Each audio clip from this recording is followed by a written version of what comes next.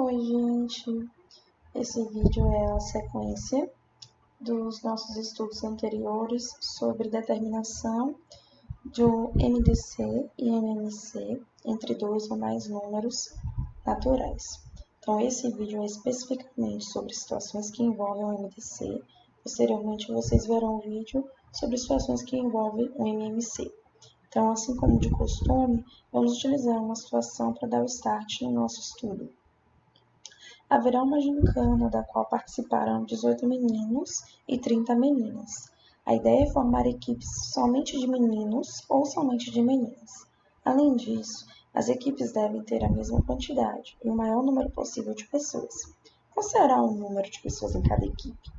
Bom, então existem algumas maneiras de eu resolver essa situação. Muitas pessoas podem se enganar acreditando que a gente pode somar esses dois valores e dividir por 2, para que a gente tenha números de uma divisão cujas partes terão o seu maior valor possível. Mas a gente precisa observar quais condições foram colocadas antes de tentar solucionar o problema. Aqui a questão fala primeiramente que as equipes são somente de meninos ou somente de meninas. Além disso, as equipes devem ter a mesma quantidade de pessoas e o maior número possível também. Então, eu poderia fazer essa divisão organizando quais são os possíveis grupos que eu poderia formar com 18 meninos ou com 30 meninas. Como eu faria isso? Determinando os conjuntos dos divisores do 18 e do 30. Como o nosso objetivo é utilizar o processo de decomposição por fatoração simultânea, nós vamos direto para a determinação do maior divisor comum entre esses dois termos. Eu posso determinar o maior divisor comum olhando essas duas listas que mostram os divisores de 18 e 30. Mas o meu objetivo é já saber, diante dessa decomposição, quais fatores esses dois termos têm em comum. Sem decompor e olhando essa lista, eu sei que esses dois números têm em comum os fatores 2, 3 e 6. Obviamente, então, o maior divisor comum entre eles é o 6. Vamos fazer a decomposição simultânea só para verificarmos essa informação. Então, preciso fatorar os números 18 e 30, começando pelo menor número primo, que é o 2. O 2 é um fator comum entre o 18 e o 30, por eles serem pares. Como eles são pares, são divisíveis por 2. E todas as vezes que o fator do lado direito que estou escrevendo, ele é fator dos dois números, eu vou dar um destaque para ele. Então, 18 dividido por 2 é 9 e 30 dividido por 2 é 15. Observe que esses dois números não são pares, então eu não posso colocar aqui o número 2 para efetuar a divisão. Vamos pensar no próximo número primo, que é o número 3. Algum desses dois números é divisível por 3? Sim, os dois são. Como os dois são divisíveis por 3, eu vou dar um destaque para o 3. 9 dividido por 3 é 3 e 15 dividido por 3 é 5. Vamos continuar. Algum desses dois termos é divisível por 3? Sim, o próprio 3. 3 dividido por 3 é 1. 5 não nos dá quociente exato, divisão exata. Então, eu vou repeti-lo na linha abaixo. Como o 3 não é divisor de 3 e 5 ao mesmo tempo, eu não vou dar destaque a ele, só relembrando essa informação. O meu objetivo é concluir essa etapa daqui com os dois quocientes iguais a 1. Já tenho a primeira parte igual a 1, falta a segunda. Então, vou colocar o número 5 aqui, porque é o único número que eu posso dividir o próprio 5. Então, 1 dividido, o 1 já estava ali, então não vou efetuar nenhuma divisão, e 5 dividido por 5 é 1. Os números que eu destaquei, nós já sabemos muito bem que vão nos auxiliar a determinar o maior divisor comum. Basta eu efetuar o produto, basta eu efetuar a multiplicação de cada um deles, e o produto, ou seja, o resultado dessa multiplicação, vai ser o maior divisor comum. Então, 2 vezes 3 é 6, logo o maior divisor comum de 18 e 30 é 6. O que isso significa? Significa que 6 é o maior divisor entre eles, que é comum, isso nos dá um monte de informações para solucionar essa situação. Olha quais foram as condições. Equipe somente de meninos e de meninas, ou seja, você tem que organizar separadamente. Então, quando a gente fez a fatoração, nossa distribuição foi separada, tá, gente? Embora a gente faça ao mesmo tempo, estamos determinando os termos separadamente. Depois, as equipes devem ter a mesma quantidade de pessoas. Bom, se eu estou encontrando algo que é comum entre eles, eu já vou saber que vai ter a mesma quantidade, é o 6. E o maior número de pessoas possível. Se eu distribuo, eu sei que 6 é um fator comum, se eu consigo dividir esse fator 18 por 6 e o 30 por 6, eu já vou estar determinando o maior número de pessoas possível por equipe. Bom, eu poderia ter determinado o MDC, como está escrito no problema, listado cada um dos seus divisores separadamente, mas o nosso objetivo é sempre utilizar a fatoração simultânea. Então, vamos sempre utilizar esse processo. Com essa simples informação aqui, eu consigo observar que a nossa solução já está pronta. Qual é a solução? Cada equipe terá 6 pessoas, porque eu consigo dividir o 18 e o 30 por 6, e esse é o maior divisor comum entre eles. Simples assim, gente, sem muita confusão, tá? Então, resumindo, o maior número de pessoas que cada equipe deverá ter é 6 pessoas. Vamos fazer mais um exemplo, para a gente fixar bem esse aprendizado.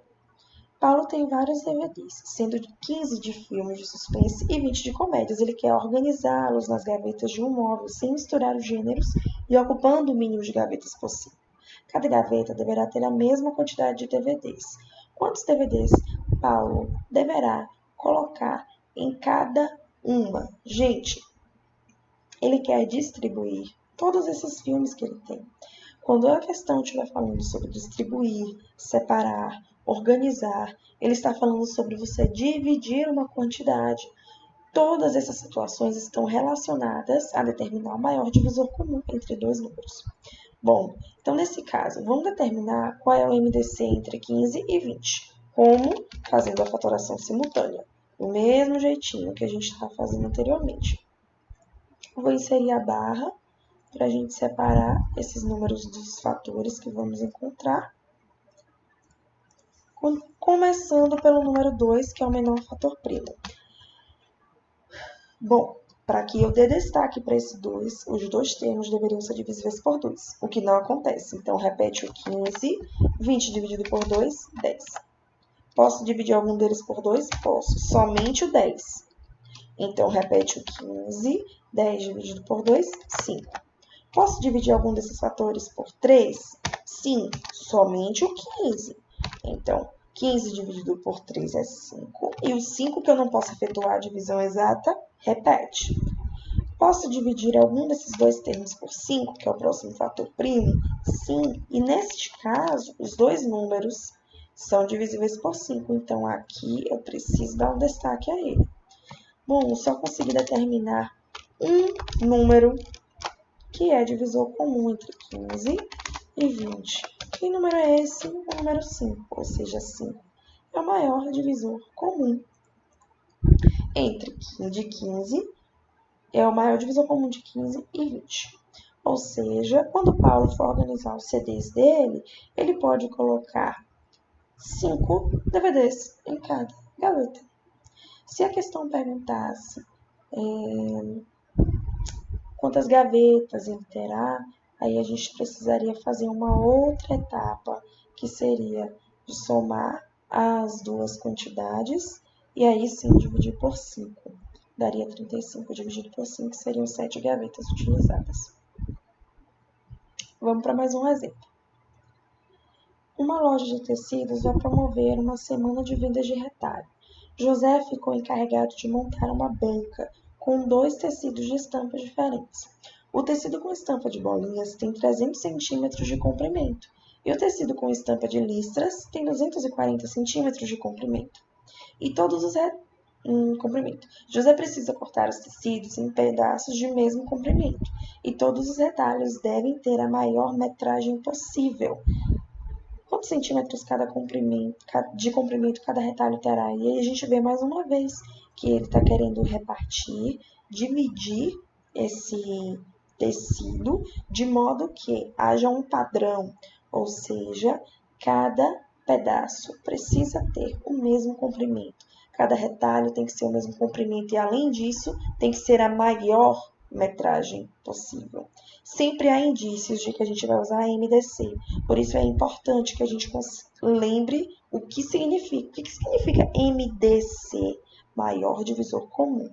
Esses termos dessa sigla vão nos ajudar muito a discernir o que eu vou utilizar para resolver um problema. Então, como vimos nos dois exemplos anteriores, basta que eu determine o MDC entre 300 e 240. MDC entre 300 e 240, eu não circulei aqui, mas a gente pode olhar quais são os fatores comuns. Como ele repete aqui embaixo, 2 elevado a 2, significa que esses dois numerozinhos são fatores comuns, vezes 3, que é fator comum, vezes 5, que também é fator comum. Caso você queira verificar, utilize como exercício de fixação, determinar a decomposição simultânea entre esses dois valores e conferir e verificar que, de fato, o MDC entre os dois termos é 60.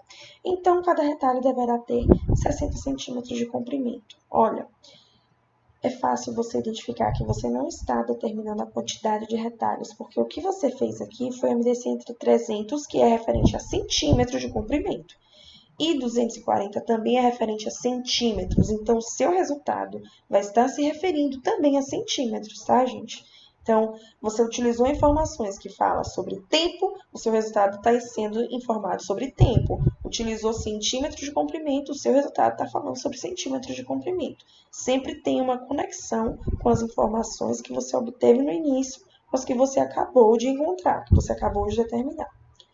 Terceiro e último exemplo, então, o marceneiro precisa cortar 3 tábuas em pedaços de mesmo comprimento. Para melhor aproveitamento das tábuas, o comprimento dos pedaços deve ser o maior possível. Uma das tábuas mede 250 centímetros de comprimento e as outras duas, 350 e 550 centímetros de comprimento. Qual será o comprimento de cada pedaço de tábua? Bom, vamos determinar o MDC entre esses três valores, 250, 350 e 550. O MDC entre eles é 50, então esse é o maior comprimento possível que podemos ter para essas 3 tábuas, certo? Se a questão perguntasse, e quantos pedaços de tábua serão cortados de cada uma dessas tábuas? Quantos pedaços a primeira tábua vai ser dividida? Em quantos a segunda vai ser dividida? E em quantos a terceira vai ser dividida? Aí, teríamos que fazer 250 dividido por 50, que daria 5. 350 dividido por 50, que daria 7. 550 dividido por 50, que daria 11. Então, sempre prestem atenção. O meu resultado, ele está falando sobre quantidade ou ele está falando sobre a informação que foi dada inicialmente? Sempre lembre de fazer essa verificação, tá? Então, aqui tem 3 exercícios de atividades propostas para que vocês possam estar exercitando esse assunto. Posteriormente, eu vou estar divulgando para vocês o gabarito, a gente vai estar discutindo para fazer conferência dessas resoluções, tá bom? Até a próxima, então. Tchau, tchau.